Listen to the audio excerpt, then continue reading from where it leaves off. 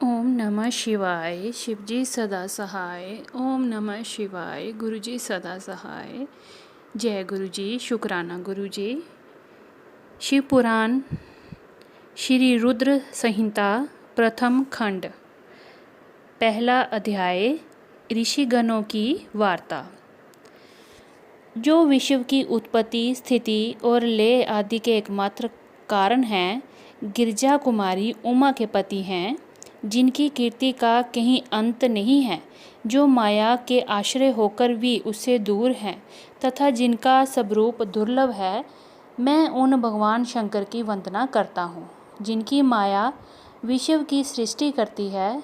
जैसे लोहा चुंबक से आकर्षित होकर उसके पास ही लटका रहता है, उसी प्रकार ये सारे जगत जिसके आसपास ही भ्रमण करते हैं, जिन्होंने इन प्रपंचों को रचने की विधि बताई है, जो सभी के भीतर अंतर्मयी रूप में विराजमान है, मैं उस भगवान शिव को नमन करता हूँ। ऋषि बोले, हे सूत जी, अब आप हमसे भगवान शिव व पार्वती के परम उत्तम व दिव्य स्वरूप का वर्णन कीजिए। सृष्टि की रचना से पूर्व, सृष्टि के मध्यकाल और अंतकाल में महेश्वर किस प्रकार व किस रूप में स्थित होते हैं? सभी लोगों का कल्याण करने वाले भगवान शिव कैसे प्रसन्न होते हैं तथा प्रसन्न होने पर अपने भक्तों को कौन कौन से उत्तम फल देते हैं? हमने सुना है कि भगवान शिव महान दयालु हैं, अपने भक्तों को कष्ट में नहीं देख सकते। ब्रह्मा, विष्णु और महेश तीनों देवता शिवजी के अंग से ही उत्पन्न हुए हैं। हम पर कृपा कर शिवजी के प्राकट्य, देवी उमा की उत्पत्ति, शिव उमा विवाह, गृहस्थ धर्म एवं शिवजी के अनंत चरित्रों को सुनाइए। सूत जी बोले, हे ऋषियों, आप लोगों के प्रश्न पतित पावनी श्री गंगा जी के समान हैं। ये सुनने वालों, कहने वालों और पूछने वालों, इन तीनों को पवित्र करने वाले हैं। आपकी इस कथा को सुनने की आंतरिक इच्छा है, इसीलिए आप धन्यवाद के पात्र हैं। ब्राह्मणों, भगवान शंकर का रूप साधु, राजसी और तामसी तीनों प्रकृति के मनुष्यों को सदा आनंद प्रदान करने वाला है। वे मनुष्य जिनके मन में कोई तृष्णा नहीं है, ऐसे ऐसे महात्मा पुरुष भगवान शिव के गुणों का ज्ञान करते हैं, क्योंकि शिव की भक्ति मन और कानों को प्रिय लगने वाली और संपूर्ण मनोरथों को देने वाली है। हे ऋषियों, मैं आपके प्रश्नों के अनुसार ही शिव के चरित्रों का वर्णन करता हूँ। आप उसे आदरपूर्वक श्रवण करें। आपके प्रश्नों के अनुसार ही नारद जी ने अपने पिता ब्रह्मा जी से यही प्रश्न किया था। तब ब्रह्मा जी ने प्रसन्न होकर शिव चरित्र सुनाया था। उसी संवाद को मैं तुम्हें सुनाता हूँ, क्योंकि उस संवाद में भव सागर से मुक्त कराने वाले गौरीश की अनेकों आश्चर्यमयी लीलाएं वर्णित हैं। दूसरा अध्याय, नारद जी की काम वासना।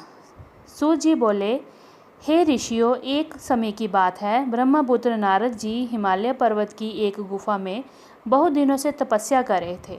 उन्होंने दृढ़तापूर्वक समाधि लगाई थी और तप करने लगे थे।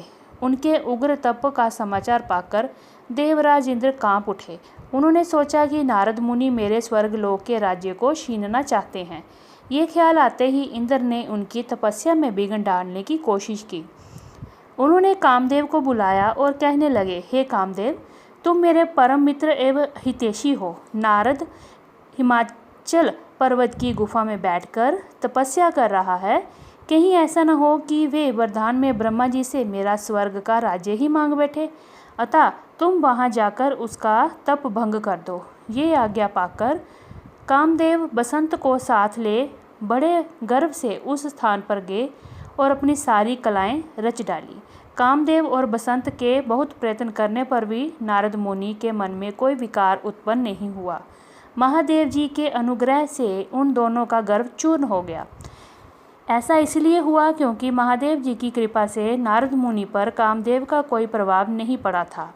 पहले उस आश्रम में भगवान शिव ने भी तपस्या की थी। उसी स्थान पर उन्होंने ऋषि मुनियों की तपस्या का नाश करने वाले कामदेव को भस्म कर डाला था।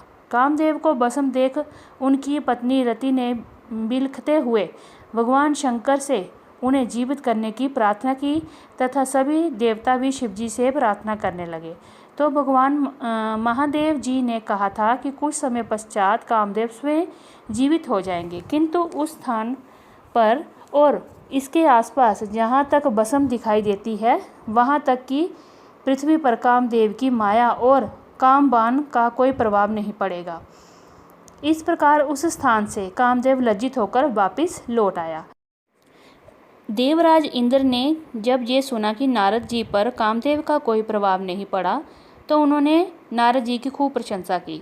भगवान शिव की माया के कारण वे भूल गए थे कि शिवजी के श्राप के कारण उस स्थान पर कामदेव की माया नहीं चल सकती। नारद जी भगवान शिव की कृपा से बहुत समय तक तपस्या करते रहे। अपने तप को पूर्ण हुआ समझकर नारद जी उठे तो उन्हें कामदेव पर विजय प्राप्त करने का ध्यान आया। तब उन्हें मन ही मन इस बात का घमंड हुआ कि उन्होंने कामदेव पर विजय प्राप्त कर ली है। इस प्रकार अभिमान से उनका ज्ञान नष्ट हो गया। वह ये समझ नहीं सके कि कामदेव के पराजित होने में भगवान शंकर की ही माया थी। तब वह अपनी काम विजय की कथा सुनाने के लिए शीघ्र ही कैलाश पर्वत पर जा पहुँचे और भगवान शिव को नमस्कार करके अपनी तपस्या की सफलता का समाचार तथा कामदेव पर विजय प्राप्त करने का समाचार कह सुनाया।